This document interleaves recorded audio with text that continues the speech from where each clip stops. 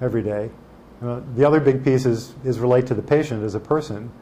But as far as managing laboratory reports and vital signs and outside reports, medication history, which is really critical with HIV patients, there's really no other way to do it. It makes things so much more efficient and improves the quality of the care that patients get. There's just no comparison.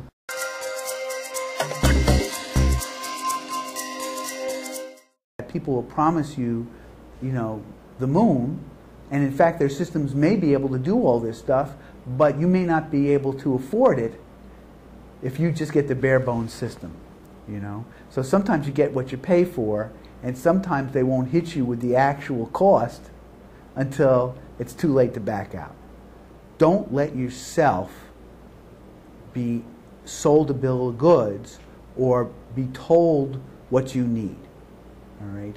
The best thing to do at this point is to visit practices that are similar to your own, which have electronic medical records, see how they use them. Not necessarily that you're going to buy their system, but see what they can do and say, gee, that would be great if I could do that.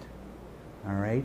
That would be wonderful if I could do this. And then when you shop for a system, you can say, I saw at this practice that they were able to have an order set where if the orders were made, the orders would be grayed out, so I wouldn't repeat something that was already done.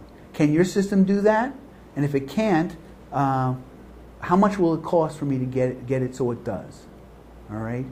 And I get very discouraged when I hear behavioral health people in community health centers say, well, that the physicians use that and I use separate notes, or into electronic medical record I can't use it, because that's just not, there are so many ways to use the systems for behavioral health that I mean, it's an amazing tool. I wouldn't ever go back. My ability to manage the behavioral health services, to track outcomes, to be able to build decision support tools, to remind people about treatment plans and psychosocials, to track people for diagnoses, to be able to maximize billing and revenue, to be able to watch productivity, to be able to print out people's panels and talk to them about the kinds of patients they're seeing, to be able to figure out staffing and to figure out, we've come to figure out that like one social worker to every 3.5, 4 medical providers is really kind of a good fit,